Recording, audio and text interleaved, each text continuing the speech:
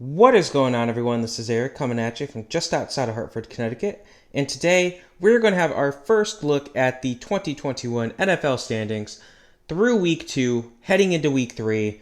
So I have them broken down by division.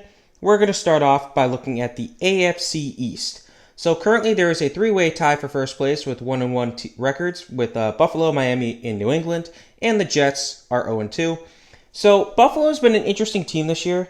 They had a bit of an upset loss against the Steelers week 1, but then they really just took out their frustrations on Miami in week 2. So the running game in week 2 against Miami was finally getting established. And really, if you're a fan of any team other than Buffalo, that's a scary thought. Buffalo, over the past couple years, they haven't been able to get their run game going, excluding Josh Allen, of course. If they can get that run game to go like they had against Miami, they're going to be a team to beat. They're going to be the team to beat outside of maybe Kansas City in the AFC. They also had their pass rush kind of get going, albeit against a somewhat suspect Miami Dolphins offensive line. They did, of course, get to Tua. They injured him. So the Bills, they're the team to beat in the AFC East, hands down. Speaking of Miami and Tua hopefully won't miss more than a game, maybe two. But he's an often injured franchise quarterback to Miami, so they're going to probably play it safe with him. They'd rather not have him suffer a long-term injury if they have to have him miss a game or two. This game, though, against Buffalo was just embarrassing. Tough loss for the Dolphins. They just got their butt kicked. They got everything handed to them. The real question is, was it Buffalo being good or Miami being bad? Miami just struggled to get anything going offensively. They did have a couple chances where they probably could have gone for a field goal, but it is what it is. The real question, though, is can Jacoby Brissett lead this team to any wins? He's no Ryan Fitzpatrick. New England, we're going to see what happens. This defense looked electric against Zach Wilson. Of course, the first 2 passes Wilson threw on Sunday were intercepted, and then the 5th one was intercepted, so they had 3 picks through 5 passes. Does this show that the Patriots defense is elite or Zach Wilson is not? Too early to call for Wilson, but this Patriots defense is definitely among the top of the top. Very strong team. And of course you have Bill Belichick. You can never count out Bill Belichick. Mac Jones has looked efficient. He hasn't been electric. He's not, he's no gunslinger, but he's been passing the ball. He reminds me a bit of Nick Foles, 2013 Nick Foles, with ball security and all that, but without the gunslinging ability. So it's going to be interesting to see what the Patriots do. They have a strong future, though. Now, New York, the Jets sit in last place right now, and Zach Wilson has not been as good as hoped. Granted, it's through 2 games with a rookie head coach, so of course he's also had some of his weapons miss games. The run game has been non-existent to an extent. There's a lot of questions for this team, but I think that the Jets are going to rebound. I don't think they're going to be a playoff team, obviously, this year. I think they're still going to be the bottom feeder in the AFC East, but the future's bright. It was a good loss for Wilson because if he had an ego going into game 2, it really set him back down to earth. And sometimes that's what you need if you're an NFL quarterback. You need to get kicked in the pants. Next, we're going to look at the AFC West. Las Vegas and Denver are surprisingly sitting in first place with 2-0 records. Kansas City and Los Angeles are currently at 1-1. So this is an interesting division, obviously. Las Vegas, though, I'm surprised. They had a pair of impressive wins over Baltimore and Pittsburgh. And those are 2 very strong teams that you can never count out. So Vegas is making people turn their heads. I'm looking at Vegas right now. Derek Carr has looked like one of the better quarterbacks in the league, through 2 games this year. He's really just done well. And their offensive players, while some of them didn't show up week 1, they showed up week 2. Henry Ruggs, for example. And then Darren Waller was the opposite. He showed up week 1, but not week 2. And then Hunter Renfrow had a couple good plays. So this team is ready to go. The defense is somewhat showing up. You really have to wonder if they still had Khalil Mack, how they'd be doing. So, yeah, this team looks ready to go. They were a bit of a sleeper last year. It looks like there might be a sleeper this year. Denver, this is a team that's surprising. Now, they had a rough Not the best game, I should say, last week against Jacksonville, but still, they got the win. Cortland Sutton had a breakout week 2. Always good to see. He's coming off, of course, a torn ACL from last year. Other than that, Teddy Bridgewater looks like he was a good choice for the starting quarterback. Hopefully we don't see Drew Lock because of an injury, but I am a Drew Lock fan nevertheless. Still though, Jerry Jeudy, how long will he be out? That's a big question. Hopefully it's not too much longer. Hopefully he just misses 3-4 games. But Denver, they have the talent. They have the weapons all across the offense. They have decent defense. Of course, now you have a healthy Von Miller. So Denver definitely has a chance. Kansas City had a very tough loss Sunday Night Football against Baltimore this past week. Still, it is what it is. The real question is the run game. How are they going to establish this run game? Clyde Edwards-Helaire, he had that costly fumble against Baltimore. But, you can look at it and say, well, yes, that was the nail in the coffin, but Kansas City had other chances that they should have been able to convert. That's true. Edwards-Helaire is just taking a ton of the heat, so that is what it is. Still, this team, always good to go. Patrick Mahomes is your quarterback. You're going to compete. You're going to win. So I'm not worried at all if I'm a Chiefs fan. You're 1-1. You're not 0-2. Kansas City, bright future, of course. Bright present. They're going to compete. Los Angeles also went to, 1-1. They had a good week 1 matchup. But week 2, they did lose to Dallas in a bit of a, not upset, but upset. They beat themselves more than Dallas beat them. They turned over the ball too many times. They committed too many penalties. I got a buddy who's a Cowboys fan, so he was filling me in on the game, even though I didn't need him to. And it was just a tough loss. Herbert, he didn't look that great. He looked okay, but, basically he did make good throws. It's not like he was junky and throwing the ball away every play. So the future's still bright in Los Angeles. And Mike Williams, will 2021 finally be his breakout year that we've been waiting for the past, seems like forever? Hopefully. Now in the AFC North, every team currently sits at 1-1. So we're just going to go by starting off with Pittsburgh. In Pittsburgh, this is a team that the problems that we knew they had coming into the season are still here. Their offensive line is atrocious. Their run game is failing to get established despite spectacular runs by Najee Harris. If the O-line can't block for him, he can only run on the outside, which is a big risk. And their tight end position still isn't doing anything. And I don't know if that's a knock on Freiermuth as much as it is just the offensive coordinator trying to figure out what's going on. They need to establish this offensive line. They need to get the run game going. Big Ben, he's older now. He cannot do it all anymore. He's 39, I believe. There is absolutely no way Big Ben can carry a team like he was able to in the past. He has had some injury concerns in the past, so he doesn't have it in his body anymore. He's no Tom Brady. Defensively speaking, the defense is good still, but, TJ Watt, hopefully he comes back in time for week 3, because losing him will be crucial. Baltimore, now, this is a team that did lose to Vegas, but they redeemed themselves by beating Kansas City on primetime. Lamar is such a good quarterback. But I understand why people still want to say, oh, he's a running back. He runs all the time. It's part of the game. Michael Vick was a big-time runner, and people didn't call him a running back. So I love what Lamar does. He's all over the field all the time. Of course, the receivers hate having him as their QB. That's why a lot of them don't sign with Baltimore. But, this team is ready to go. Their defense came up clutch, of course, against Clyde Edwards-Helaire. That was a very good knockout. I don't remember who the defensive player was. This defense is one of the better ones in the league. They do have some key players. Of course, when Chuck Clark's on your team, you're in a good position. So Baltimore looks like they probably should be able to make a run in the AFC North at minimum. Cleveland also sitting at 1-1. It's tough. It's tough. This team is pretty much the opposite of Pittsburgh. They have a very good run game. Of course, they have Chubb. So when you have Chubb, you're going to do good. When you have, Tyrod Taylor now. Sorry, you don't have Tyrod Taylor. I'm not thinking here. When you have Baker Mayfield who can run when he has to, you're in a good position. Baker can throw it too. But the thing is, Odell has yet to play this year. He's still recovering from a torn ACL. Jarvis Landry left the game early this week, so hopefully he can come back.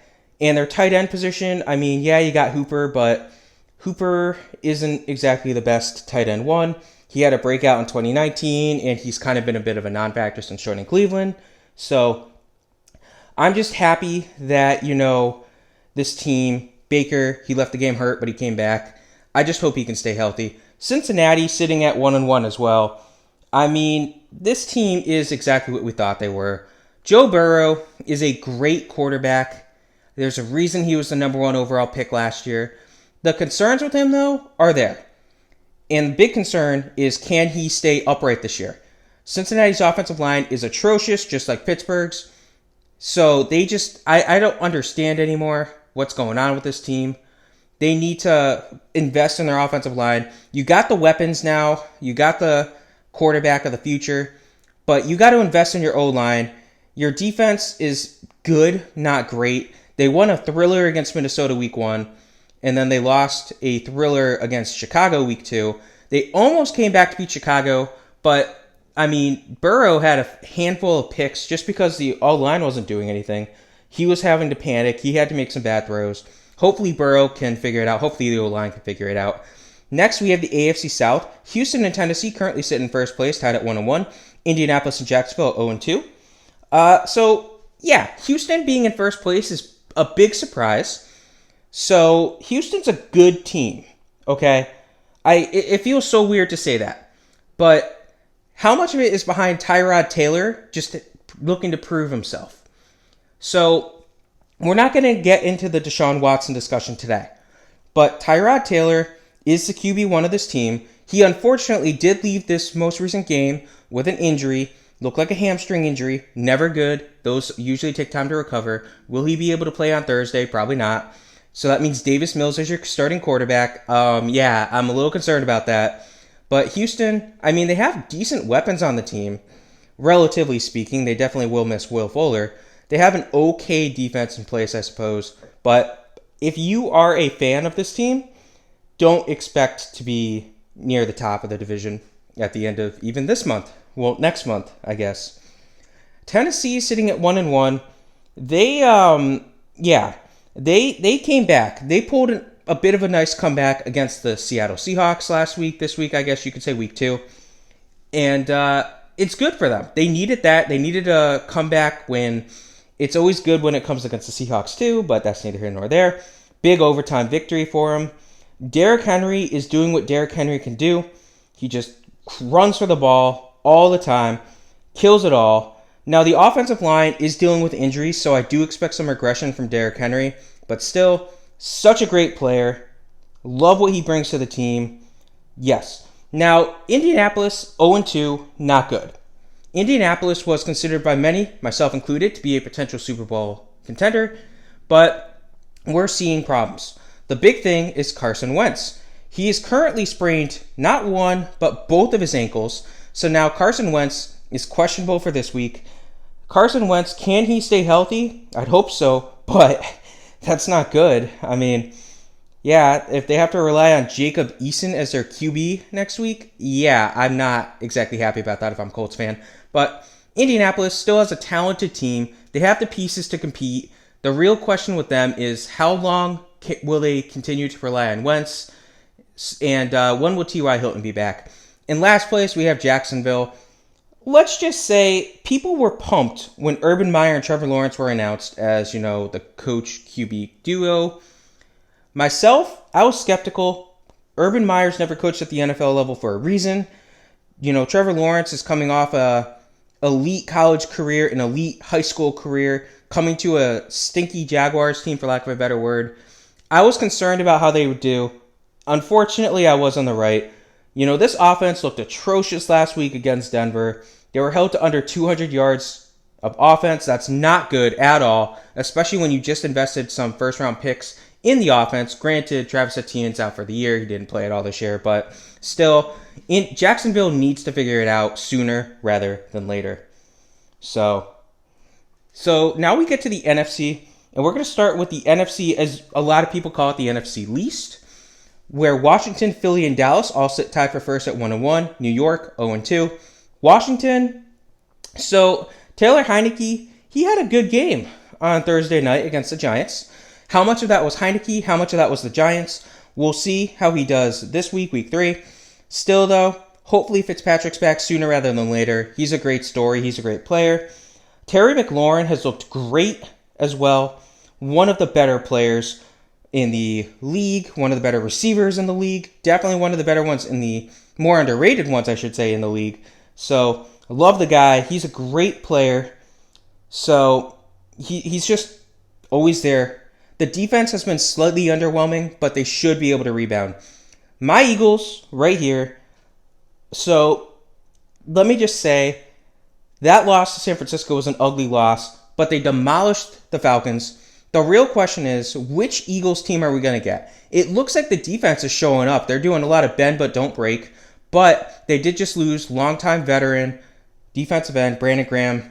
So he's out for the year. It's going to be crucial to see what happens. They just paid Josh Sweat. He has to step up. They have Derek Barnett, who's a pending free agent. He has to step up. We'll have to see what happens on the D-line. Offensively speaking, this team does have some problems. Hurts has kind of proved me wrong. I was kind of a doubter of him, but he's looked solid through the first 2 games. The Eagles, just in general, they need to start utilizing the middle of the field because they're wasting Dallas Goedert's potential. They're wasting Zach Ertz right now. Yeah, they have some good players for skill on the outside, but Hurts doesn't really have a great deep ball, so you can't get a lot out of Rager. You can't get a lot out of Watkins or Smith if you can't throw the deep ball. Dallas is an interesting team. The Cowboys got lucky to an extent with their win over Los Angeles. Essentially, the Chargers handed them the win. Still, Dallas is going to be a competitive team this year. They are a strong team. And of course, Michael Parsons had a great game coming off the edge as an edge rusher, surprisingly. Now, the big thing is, when will DeMarcus Lawrence be back? He's expected to miss, 4 to 6 weeks at minimum. He's on the IR. He's, of course, their best edge rusher. Hopefully, he's back sooner rather than later. Fortunately, he will miss the Week 3 matchup against the Eagles. Now, the Giants sit in last place. So, unfortunately for New Jersey, your teams are combined 0-4. Sorry about that. Not really. Now, there are bad losses. And then there's what the Giants did against Washington on Thursday night, where they missed that field goal. It's just, the field goal was missed, offsides, and then they make the field goal. It's brutal. It's demoralizing. It screws you over. So many bad mistakes. So many bad miscues. It's tough. It's tough. It's where you are. Hopefully this team can rebound, but we'll have to see what happens. That field goal, really crucial, but of course you also had Darius Slayton drop that football in the end zone, basically no one near him. So, yes, the Giants, they have some problems. Now we go to the NFC West, and San Francisco, Los Angeles, and Arizona all currently sit at 2-0. Seattle, the only team that's 1-1 in this division. San Francisco, strong game 1, and then the Eagles essentially, to an extent, gave them the game 2. Eagles should have won that game. They shot themselves in the foot, but that's neither here nor there. The defense is strong in San Francisco, and we haven't seen much of Trey Lance yet on the offense, so Jimmy G's doing his job. Of course, the big breakout for this team is Deebo Samuel. Hopefully, we get to see, Trey Sermon have a solid year. Elijah, I forget his last name, sorry. But he needs to have a good year as well. Elijah Mitchell needs to continue to play well. Hopefully they can get things going. I mean, I don't know if the Eagles' offense or defense is that good, or if the 49ers are just not that great offensively speaking. It's going to be an interesting season for this team. I want to know how long it'll take for them to put Trey Lance in, excluding an injury. Los Angeles is a strong team, and this was expected. Matthew Stafford, love the guy. Stafford, I was very high on him coming in once they got him. I was extremely excited for Los Angeles. I was extremely excited for Stafford. He's looked pretty damn well through 2 games, granted. I love what he brings to the table, and he's just made Cooper Kupp look like a number 1 receiver in the league. Robert Woods isn't getting too many looks right now, but he will start getting them soon. The run game, of course, Darrell Henderson might miss some time with an injury. I believe it was a rib cartilage injury. So hopefully he comes back sooner rather than later. And of course, you can't discuss this team without mentioning the behemoth that is Aaron Donald, one of, if not the best defensive players in the game. Arizona also sits at 2-0. Now, this team, realistically, they probably should be 1-1. The Vikings handed them that win. We'll get to that when we get to Minnesota. But at minimum, at least, this team has a lot of talent. DeAndre Hopkins has looked very good so far. Rondale Moore looks like he's going to be a stud as well. If you're a fan of the Cardinals, you're hoping he steps up. Defensively, there's still a lot to be left on the board, but at least you got J.J. Watt, so there's that. And, of course, I do have to mention Kyler Murray. He looks like the number 1 overall pick from 2 years ago is deservedly the number 1 overall pick. Seattle, tough loss. You had a big lead in the fourth quarter, I believe it was, against Tennessee. You blew it. You had a 14-point lead and you blew it. You go into OT. You lose. It's tough. It's brutal. But it is what it is. Derrick Henry'd them. Russell Wilson still is a good quarterback. Still is one of the better quarterbacks in the league. Still comes in clutch a lot. But this team defensively isn't what they were 5 years ago. You got to get your defense fixed in the next couple years. Otherwise, you're just going to be wasting Russell Wilson. But at least you got him a ring. Next, we go to the NFC North, where Green Bay and Chicago sit tied for first at 1-1, and then Minnesota and Detroit are both 0-2.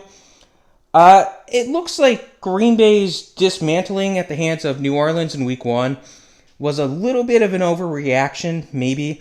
The offense was just completely non-existent against New Orleans. The defense was getting beat up. So, it is what it is. I mean, Rodgers, he looked great yesterday, Monday Night Football. He looked very strong. Devontae Adams had a strong game, but Aaron Jones was, of course, the player on the offense that had a great game. He had a couple of touchdowns that he scored. Four touchdowns, I believe it was, he scored. Rodgers, I believe, threw for 4 touchdowns as well. He threw a bunch of them to Jones. So, I mean, this team is ready to go. But the real question is, how much of this win was Green Bay and how much of it was Detroit being Detroit? Chicago, sitting at 1-1. Justin Fields is now your starting quarterback, at least for the time being. Dalton was doing Dalton things, but he unfortunately got hurt. So now we have Fields in the starting lineup. And Fields didn't exactly wow me, but coming off the bench as a rookie, I don't necessarily fault him. So this team is in a good position, but will Dalton come back? That's my real question. He might come back for Week 3. He might miss Week 3. So, I mean, Chicago, they were feasting on Joe Burrow early on defensively, but then they did cool off. So, we'll have to see what happens. We'll have to see how this team does. The offense did kind of handicap them, too, to an extent where they gave them the Cincinnati the ball in great field position. So, we'll see what happens, but we'll have to... It's not going to be easy for Chicago. So now we have Minnesota. And Minnesota, it was tough for them. They had a tough fumble Week 1 in overtime. Dalvin Cook lost the ball against Cincinnati.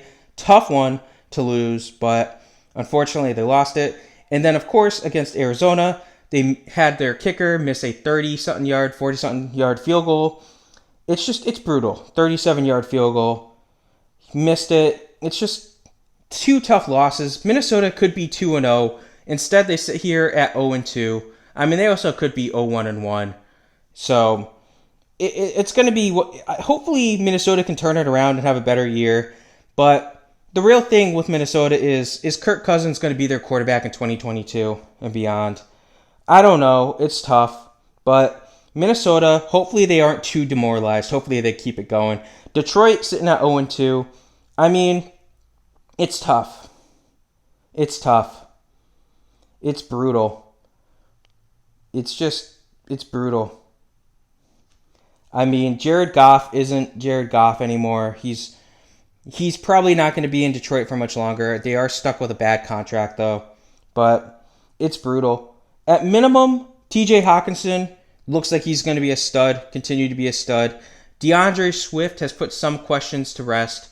But outside of those two guys, there's no one on this team to really look forward to watching. If you're a Lions fan, I said this with your Tigers, embrace the rebuild. It's brutal. I get it. But lastly, we have the NFC South, led by a pair of undefeated teams in Tampa Bay and Carolina.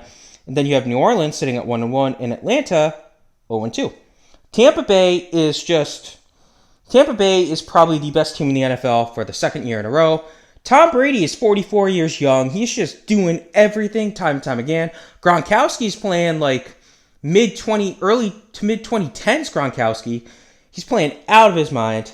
This offense is just, they have so many moving pieces. You have Evans, who, he's been a bit of a non-factor some games. You have even Antonio Brown, who has been a bit of a non-factor. At least he had a great week 1, non-factor week 2. It's tough to judge. The defense is there. Devin White, he's one of the better linebackers in the game. He might be the best one, specifically middle linebacker. I mean, they just cruised past Atlanta week 2. They had a big dogfight against Dallas week 1, which they won. Tampa Bay wants to compete and win another Super Bowl. Simple as that. Carolina, now these are both 2-0 teams, but Carolina is clearly the inferior 2-0 team. They beat up the Jets, and they beat up a virally illness-depleted New Orleans team. We'll get to that in a minute. So how much of that is really them being strong? How much of that is them being okay? Carolina, I mean, this is the CMC show. Sam Darnold did put on a show week 2, so I got to give him credit for that. But how much of this team is really great, and how much of it is mediocre playing depleted / bad teams? We'll see what happens, but CMC, if he can stay healthy this year, he's a guy who could break records for most total yards in scrimmage in a single season. So fingers crossed. I love CMC. Now the defense, though, they've also been very strong this year. They've been getting pass rushing down. Shaq Thompson being the big guy. So we'll have to see what happens. They have an easier matchup with a rookie quarterback starting. So now we have the Saints.